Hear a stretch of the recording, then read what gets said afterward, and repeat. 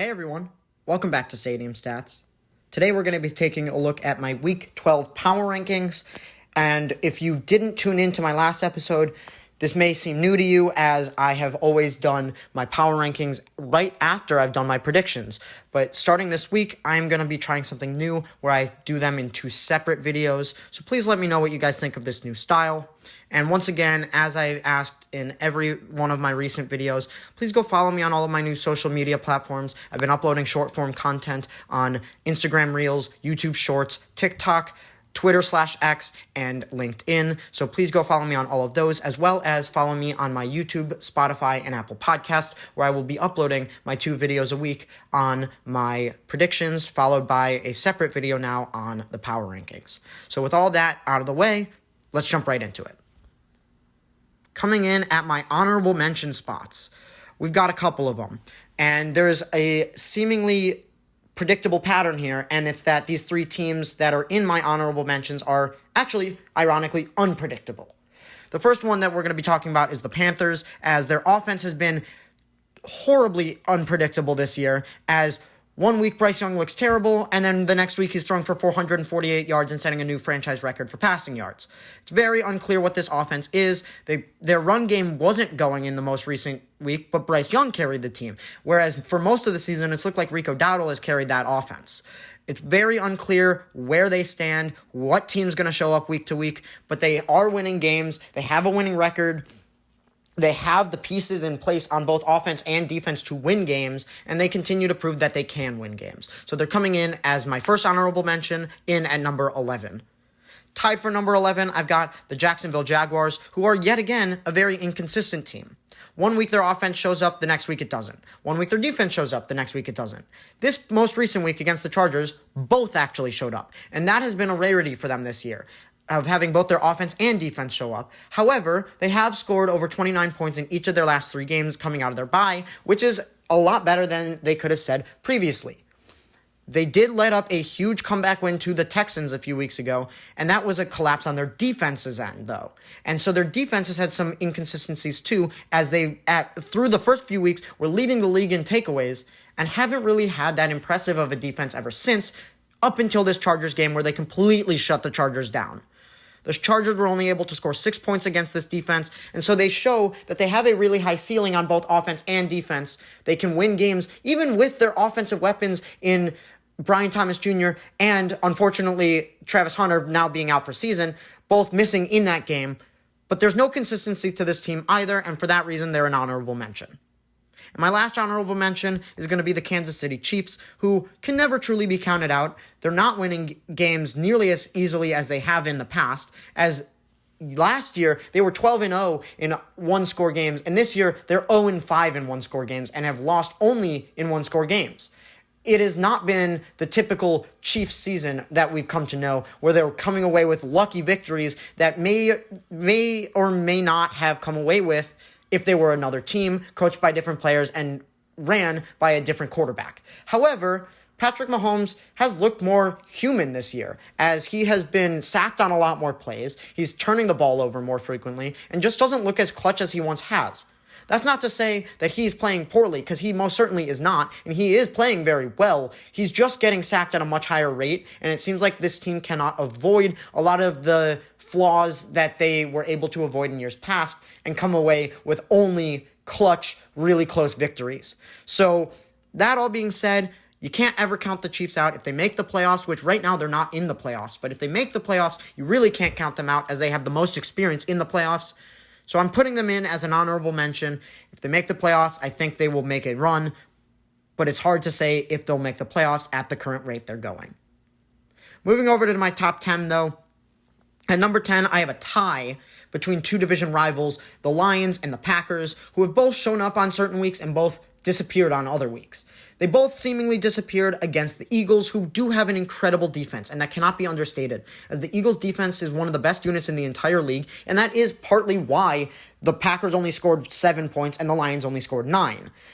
The Lions' offense can be very high-flying, as they've had really high-scoring games in other weeks of this year, including last week against the Commanders, where they put up 44 points. But they also have weeks where their offense just doesn't show up that well. And even when their defense did against the Eagles, their offense just was not being successful. They were not their typical offense. They were not converting on fourth downs, as they were 0 for 5. And it was just not the typical Lions team you've come to know. All the same things can be said about the Packers with that inconsistency, where some weeks their offense shows up and some weeks it doesn't. And that's even more so the case with the Packers, as they've been in a lot closer of games than the Lions. However, they do have a better record than the Lions, as they have one more tie than the Lions, one less loss than the Lions, and the same amount of wins. The Packers are seemingly a very good team, but can't get over the hump to become a great team, as there's no consistency week in and week out, as they are playing really well in one week and then not playing very well the next, and seemingly they haven't played as well as they did in the beginning of the year since probably week 2, when they won against the Commanders.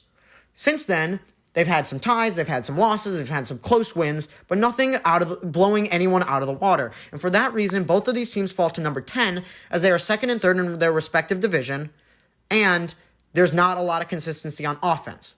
That being said, though, both defenses have been showing up, and while the Packers have had a little bit of inconsistency on defense, and so have the Lions, they're still showing up each and every week, just not to the same consistency. So these teams fall to number 10. At number 9, I've got my other tie, also between two division rivals, the Seahawks and the 49ers.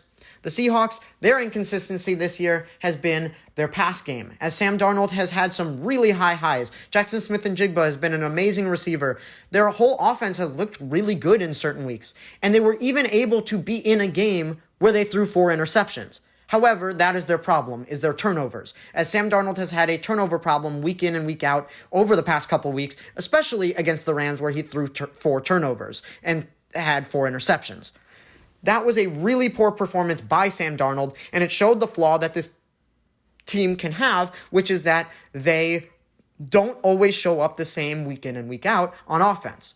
Their defense, however, is completely dominant and kept them in that game, and showed that even with a game where they have 4 turnovers and lose the turnover battle pretty badly, they still can be in a game, as they only lost by 2 points and had an attempt at a game-winning field goal. It was just too long for them to make.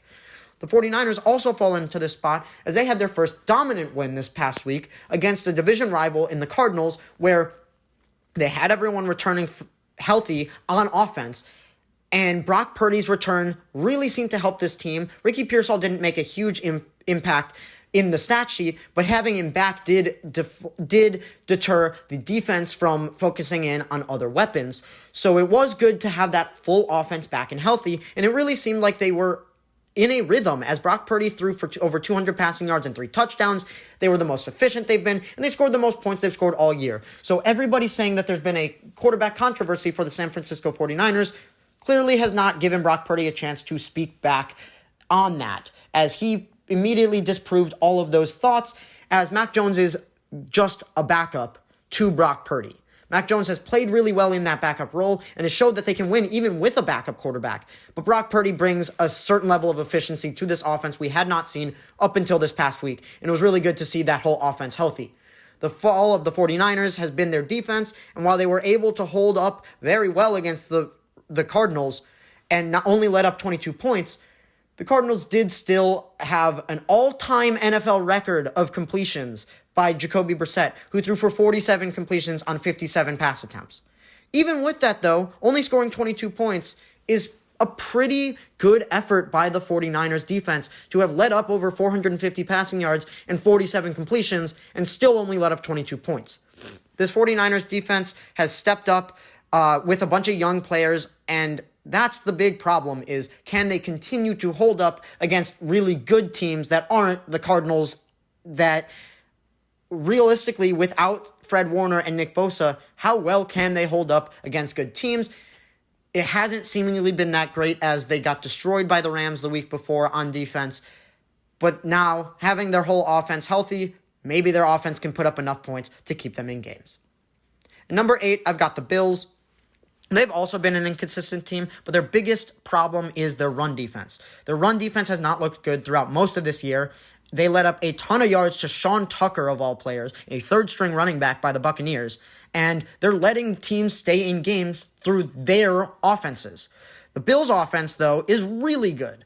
It's been really efficient, and when James Cook has over 100 rushing yards, they typically win games. And so if they can continue with that winning formula of passing the ball effectively with Josh Allen, and who knows, maybe another 6-touchdown game comes from Josh Allen, as he has 2 games in his career with 3+ rushing and 3+ passing touchdowns.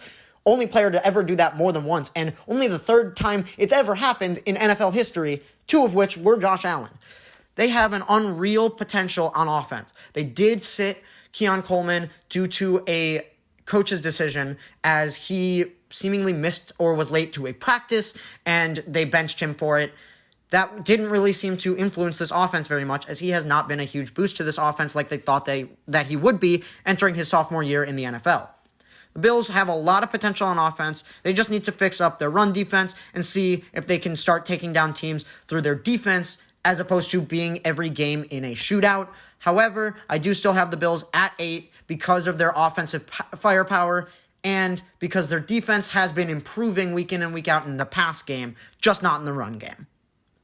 Moving on to number 7, I've got the Chicago Bears. They've been finding ways to come away with victories in games, and it's been really impressive seeing how they can win on any side of the ball, offense, defense, or special teams, as their defense has constantly been letting up points. But even in this game against the Vikings, the defense seemed to hold strong up until the final moments, where the defense started letting up and the special teams and offense had to carry the team once again. While the defense has some problems, it has some explosivity, as they lead the league in takeaways, lead the league in turnover differential, and lead the league in interceptions, as their defense has forced 15 interceptions on the season, which is really impressive. However, when their defense is not forcing those interceptions, they're letting up a lot of yards and a lot of points, and that is the big flaw of this Bears team. Their defense, if they can continue being as explosive as they have been in the takeaway game, and if they can start improving in the run and pass game without takeaways, their offense has been outstanding enough this year to really keep them in games, as they have a top 10, top 5 in many cases, passing, running, and just overall offense in most statistical categories. So the Bears have been a really well-rounded team. Their defense needs to take some steps up in the passing game, in the running game, and in consistency. But because of takeaways, their defense has played really well at points and is keeping them in games due to their offense. At number 6, I've got the Ravens, who beat the Bears with a backup quarterback a few weeks ago, as that was the Bears' only loss in the past 8 weeks. So that's why the Ravens are coming in higher than the Bears, as well as the fact that their defense is continuously improving. Lamar Jackson is back, and they won a game most recently, even with Lamar Jackson playing really poorly, as the run game can be really effective too with Derrick Henry.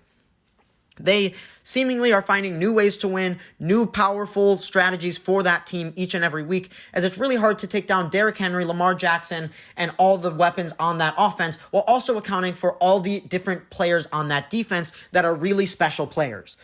The Ravens have a lot of talent on that defense. They just weren't living up to that talent early on in the season and were choking away games on defense, but they seem to have found their footing on defense and are playing a lot better now. So the Ravens come in at number 6, as they have a very well-balanced team. Coming in at number 5 is the Colts, who seemingly fell down due to their bye week. And it seems like they lost, even though it was just a bye week. That's because the Broncos and Patriots, who were tied with them in record exactly, both got a win and now are 1 win ahead of the Colts, who have played 1 less game than each of the other 2 teams. As well as that, the Colts have, in their most recent few games, looked a lot more beatable, as they lost to the Steelers in a game where they turned the ball over a ton, and they also played a really, really close game against the Falcons, even with a dominant performance by Jonathan Taylor. And so their defense has actually been a lot worse recently than it had been, despite the addition of Sauce Gardner. And so I'm excited to see if Sauce Gardner can get more acclimated to this team, especially after this bye week, if that defense can step up and be back to the unit they were at the beginning of the year, where they're blowing out teams due to their offense and their defensive firepower. Their offense has still looked really good, has a lot of potential. It looks a little more susceptible to turnovers after Daniel Jones has kind of started turning the ball over a little bit more, but the Colts are still a very good team. It cannot be understated that they are still competing for the number 1 seed in the AFC. They have a really favorable schedule, and I'm excited to see where the Colts can go. And if they can beat the Chiefs this week, that says a lot about the good teams that they can beat, as the Chiefs still cannot, even with a 500 record, be counted out. And so I'm excited to see the Colts go against a true contender. Coming in at number 4, I've got the Eagles. Their defense has seemingly been one of, if not the best units in the league, as they've been shutting down really high-end offenses like the Packers and Lions in back-to-back weeks. Their offense has not been playing complementary football, though, because they cannot get much going in the pass game. Saquon Barkley does not look nearly as efficient as he did last year, as he's averaging just over 3 yards a carry on the season and has really had a poor year. Their pass game behind Jalen Hurts and A.J. Brown has not looked that great, and even Devontae Smith in this most recent game did not get involved at all, as he just was kind of counted out of that game against the Lions. He's been their best receiving weapon, and their other one has been Dallas Goedert, who has been really good this year, especially as a red zone weapon, leading the league in touchdown receptions, or leading the team in touchdown receptions, And so the Eagles have a lot of good weapons. If they can get their offense to be playing more complementary football, I think that they can start winning games even more consistently and more dominantly. As they're coming away with victories against good teams, it's just mainly thanks to their defense without much help from their offense. So if they can get their offense going with all the weapons they have, I think this team can go even higher. Coming in at number 3, I've got the Broncos. They're leading the league right now in the AFC with the most wins and have the number 1 seed in the AFC. They just took down the Chiefs, a true division rival and competitor, and seemingly have locked up the AFC West, as the Chiefs are 4 games behind them, and the Chargers are also about that, as the Chargers just got dominated by the Jacksonville Jaguars. While the Broncos only have a 3-game lead on the Chargers, they seemingly are a much better team than the Chargers, and seemingly are a much better team than the Chiefs as well, as they've taken over a lot of the Chiefs' luck this year, as the Chiefs were winning a bunch of one-score games last year, and this year it seems to be the Broncos taking over that position. The Broncos have been playing really, really well at the end of games, and that's when it matters most, because that's when the clutchness comes out of Bo Nix and comes out of this team. The Broncos have been finding ways to win.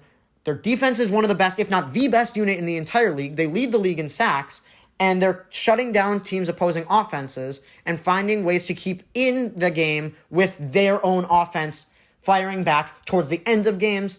All they need to do is have some more consistency, see if that offense can pick up the pace earlier on in games, and see if Bo Nix can be a little more consistent. Coming in at number 2, I've got the Patriots. They've been playing really well-rounded football on offense, defense, and special teams. All 3 facets of the game, they're playing complementary football. Their defense has only let up 1 50-yard rusher on the entire season to running backs, and that was Breece Hall last week. And even in that game, they still won by 2 scores against a division rival. Their offense has also seemingly been amazing, as Drake May is in the top of MVP voting. He's also towards the top in passing yards and most passing statistics, including completion percentage, as he has thrown for over 200 yards in every single game this season. He's been really outstanding, taking amazing second-year jump, and just playing all-around amazing football on all 3 facets of the ball. Their run game finally got going behind TreVeyon Henderson, and that can only help them as well, as their offense was already efficient without much of a run game. So it's scary to see what they can be, as the evil empire Patriots seemingly are back to where they were after running the league with Tom Brady for 20 years. And coming in at number 1, I've got the Rams. They seem to be the most complete team. Their only flaw recently was that they didn't put the game away sooner against the Seahawks in a game where they had 4 interceptions. But still, their offense was performing. They came away with a victory against a really good team and a division rival that they were fighting for the division lead over. And their offense seems to be really good. Their defense is really, really good too, as they force those 4 turnovers. They're really good as a pass rushing unit. They're really good at forcing turnovers in general. They don't let up a ton of yards. The only problem being, once again, they need to find a way to win more dominantly against a team like the Seahawks when they're throwing the ball over 4 times. You cannot only be winning by 2 points in a game where you win the turnover battle by more than 3. That's kind of problematic, but they still won the game, and it cannot be understated. And they are a very, very well-rounded team. There's really not many flaws with this team. Matthew Stafford was towards the league lead in MVP voting. Their run game looks great behind Kyren Williams and Blake Corum. Their pass game looks great behind Matthew Stafford, Devontae Adams, and Puka Nacua. And their defense is really dominant too. Thank you guys so much for tuning in and listening this week. Please let me know what you think of this new format where I'm splitting off my predictions and my power rankings into 2 separate videos. And let me know what you guys think, if you want me to continue with this strategy, or if you would like me to be uploading them all at once again. Also, please don't forget to follow me on all my socials. I'm uploading short-form content on YouTube Shorts, Instagram Reels, Twitter, /X, TikTok, and LinkedIn, as well as the 2 videos a week on YouTube, Spotify, and Apple Podcasts, where I will be doing my prediction video first, followed shortly after by my power rankings. So please let me know what you guys think. Please follow me on all of my socials. Don't forget to like, comment, and subscribe. And with that, I'll tune in with you guys next time. Thank you so much for tuning in. Peace.